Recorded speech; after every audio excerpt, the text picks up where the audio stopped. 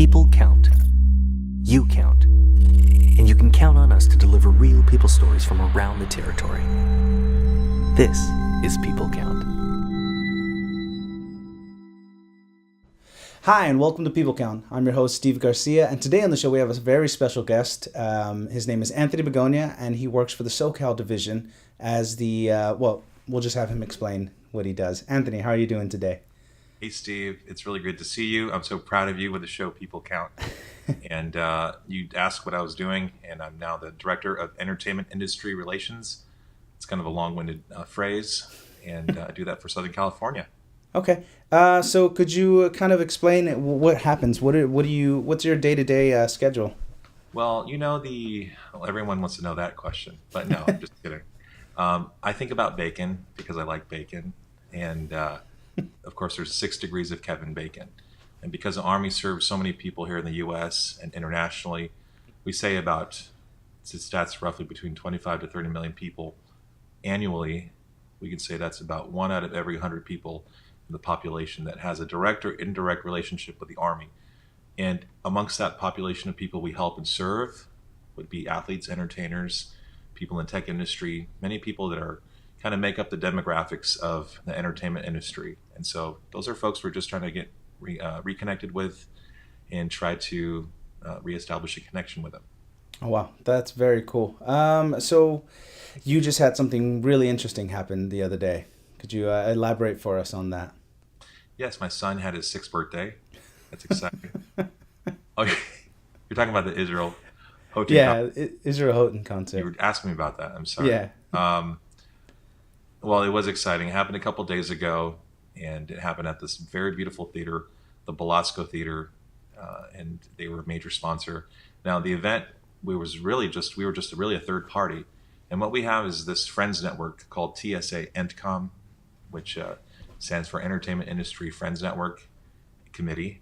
And the exciting thing about that is it took a few different people who are becoming close with us and just kind of taking their ideas and see if we can harness them into one type of thing, or trying to explore different ways to do things and use people's influence to kind of raise friends and sometimes even raise funds. In this particular case, we were just a third party beneficiary, but we were there to gain friends and to be supportive of what people wanted to do. So that's why we had the concert with Adrian and Israel Houghton, and they were marvelous, and they let everyone in this very intimate crowd hear first takes at their upcoming Christmas album I hear they're making. And thank you, Steve, for being there. You were the sound man for the mix, and very appreciative. We're just kind of pulling those talents together, people's skills, to support what's going on. Oh, nice. And anything else coming up in the future?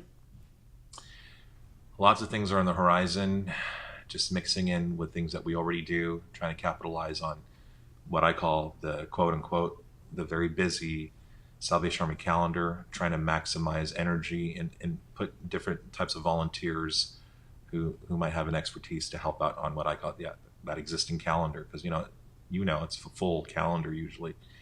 And then at the same time, find enough bandwidth to at least listen to people's ideas and put that through.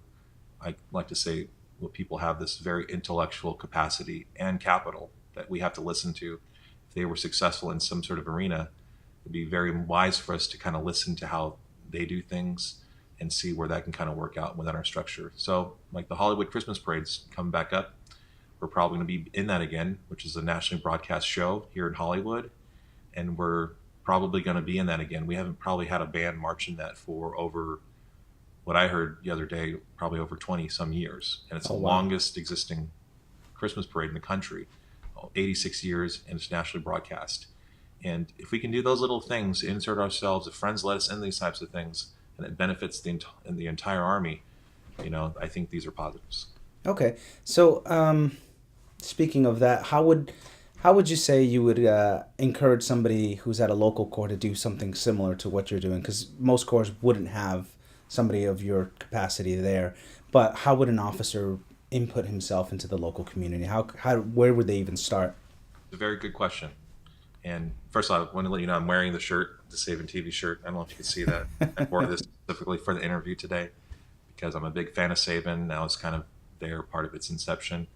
And this all came from even doing stuff here and even doing some things in my private life. Was able to meet people in the industry and meet people that were doing things in the community and saying, why not have them be a part of what we do? And I think for Corps officers out there, they would say, oh, well, they can only do things that are kind of in Hollywood and that impact that way.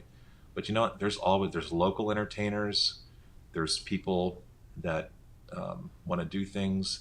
There's people that are good at logistics. There's people good at planning. There's all sorts of these types of people in their own community. So I talk about this whole thing of knowing who your neighbors are, finding out who's around you, giving them an affinity for what you do locally, and then also broaden the picture of we're 152 years old. We're serving every community. We have 7,500 centers around the country operating every zip code. And to be aware of the national statistics to let people know they're part of something bigger, I'm finding out is very important to paint that picture. I think about this event we went to the other day. Just because I wore my uniform to an event, I randomly bumped into someone that came over to me. I was invited by someone else to show up to this event. Another person came over to me, recognized the badge. Now, sometimes when you're wearing your Salvation Army uniform out there, and you're not wearing the hat, which says Salvation Army on it, but the uniform doesn't necessarily have the shield on it. Try to wear something with a shield on it. My name tag has a shield. You wear that, and many times people will come over to you. First, they'll think they want you to valet their car first. That's the first thing they ask to do, and that's a nice icebreaker. But if they see the shield, they can right away, resonate. I'm finding out many amazing stories that have happened. I could write a whole list of those things that happened. But most recently, that allowed us to get invited to a premiere of John Paul DeJoria, who was coming out with a documentary. And now that's in theaters right now. And that documentary talks about how he learned philanthropy was by giving to the Salvation Army Kettle when he was very poor with his mother and brother in East LA.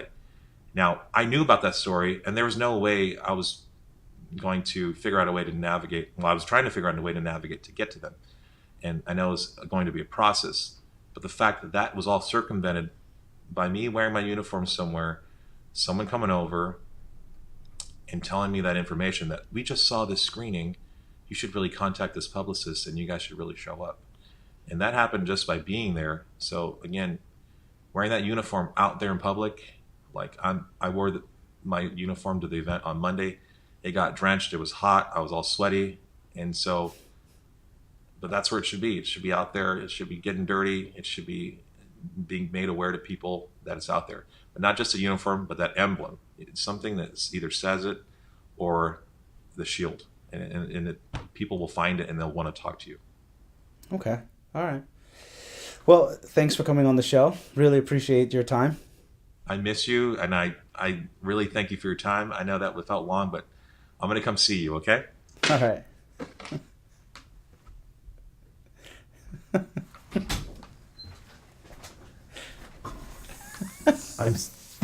I'm so proud of this guy. People count. All right. It's so encouraging to hear the stories that Anthony talked about, and I hope you guys are also encouraged by the fact that you guys can go out and network and start in your own communities to make these connections and see how that affects the Salvation Army in a positive way. Thank you again for watching People Count. I'm your host, Steve Garcia.